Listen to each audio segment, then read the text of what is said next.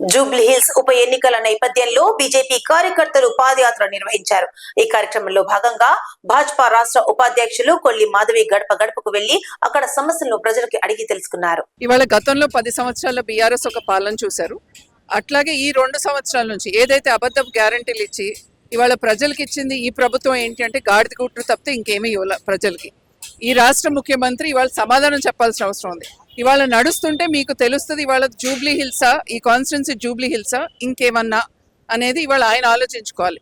పేరుకు మాత్రం Jubilee hills కానీ ఇవాళ ఇక్కడ మీరు చూస్తే ఎలాంటి డెవలప్మెంట్ జరగలేదు.